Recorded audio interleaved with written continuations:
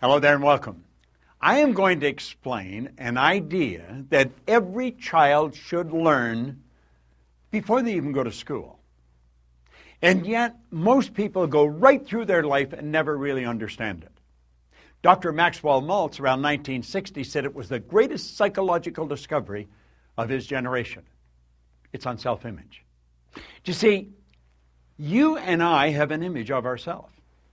It's how we see ourselves. I know there's a reflection come back from the mirror. I can see me. That's a reflection of my physical being. But that's not how I see me. I see me in my mind. And it's based on information that I have on me. Now, some people have a lot of false information, so they've got a very false self-image. Around 1960, Dr. Maxwell Maltz wrote a book called Psycho-Cybernetics. Cybernetics was a new idea. Cybernetics was something that was discovered around the Second World War by a physicist and a mathematician, Weiner and Rosenbluth. They didn't even have a name for it. And it was used for heat-seeking missiles. And they pointed out that cybernetics is the science of control and communication in the animal and in some machines. And what it does, it measures deviation from a set goal, sends information into a coordinating mechanism that'll correct the output and keep whatever it is moving towards the goal. Well, do you know you have a cybernetic mechanism locked up in you? Now, what I've just said may not make any sense to you at all, but before you finish watching this video, it's going to make a lot of sense. Now, if you've heard me speaking at any event or in any video or audio, you've heard me talking about paradigms. Paradigms are nothing but a multitude of ideas, a multitude of habits that are fixed in the treasury of our subconscious. Paradigms are partly genetic and partly environmental. In other words, the ideas are built right into the genes at birth. That's why we look so much like our relatives.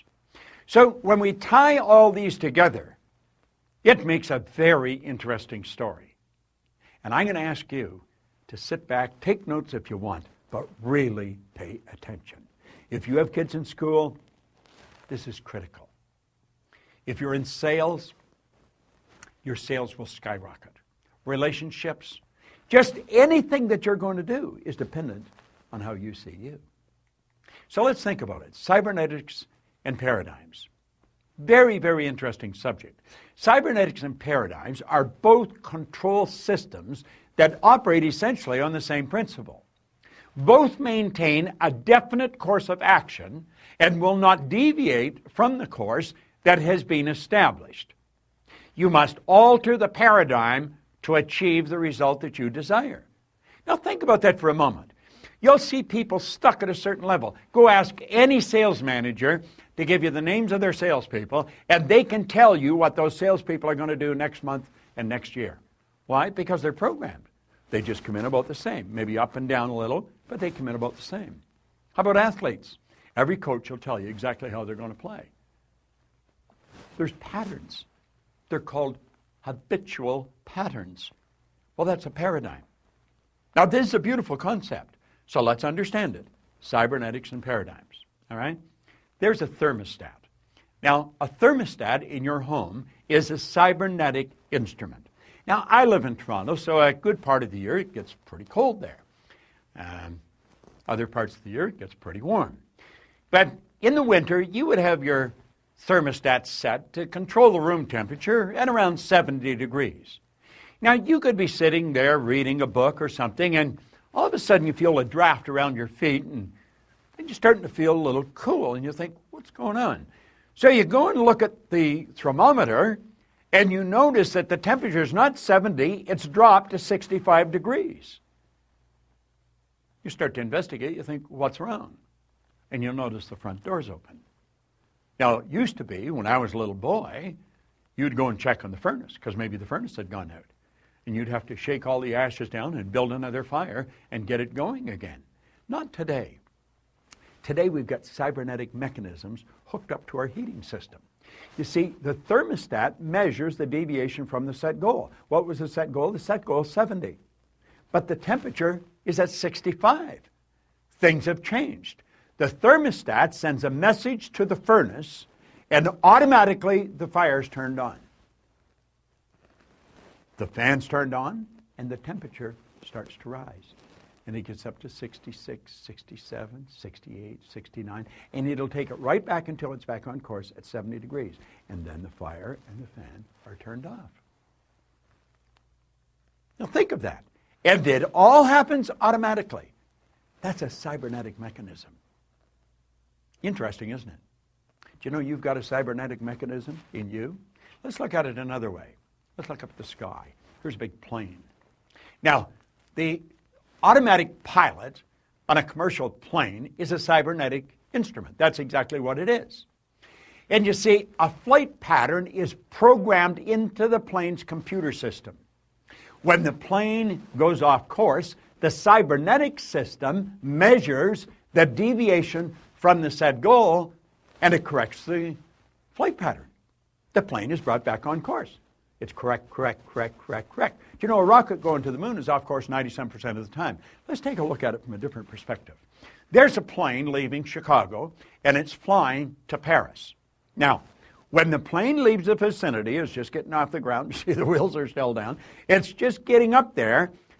The automatic pilot is flipped on. The pilot could come back and have dinner with you. Now, they don't leave the cockpit, but they're not necessarily doing anything. It's all done automatically.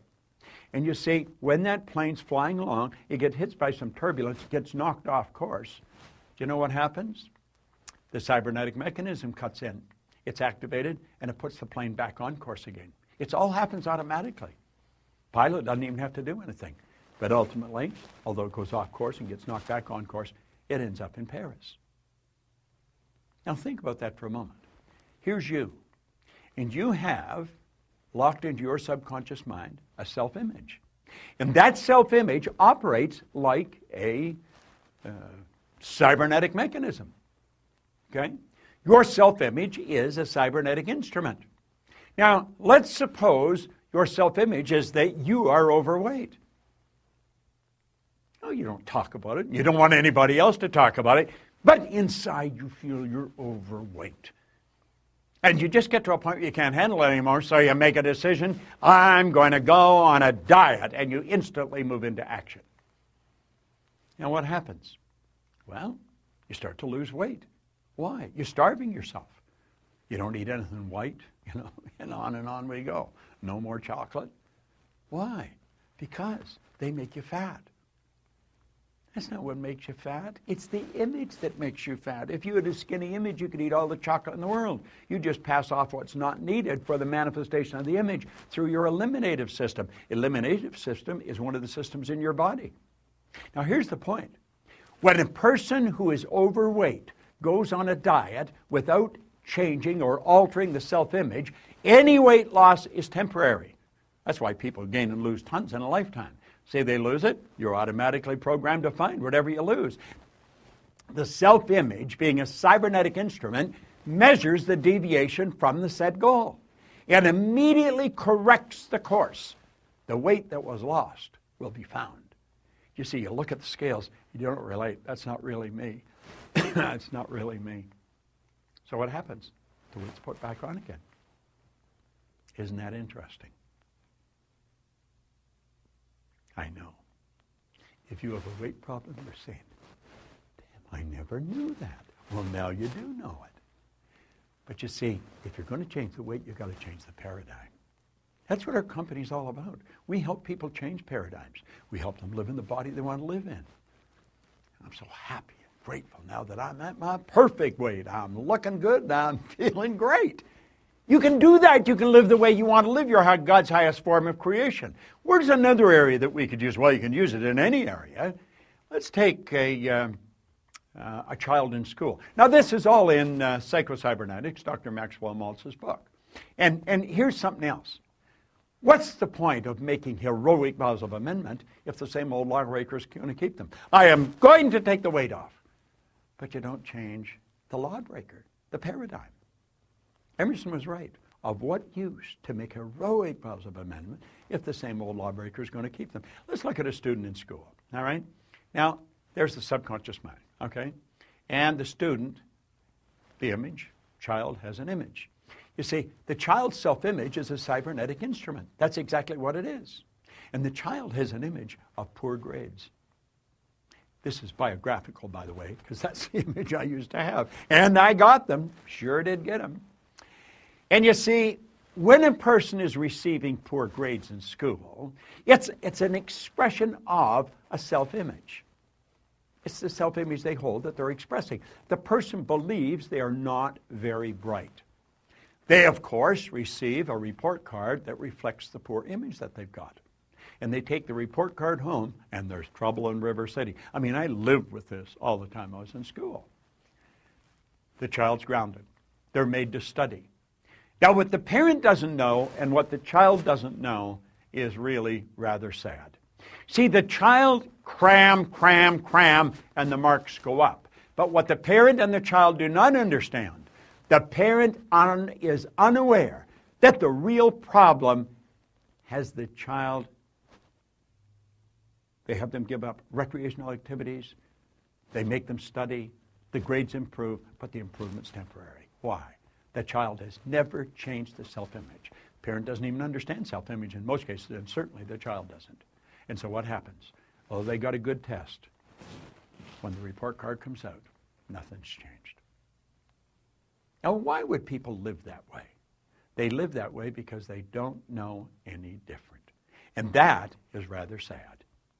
See, we should learn to live the way we really want to live. We've got to understand this concept of self-image, of cybernetics, of paradigms.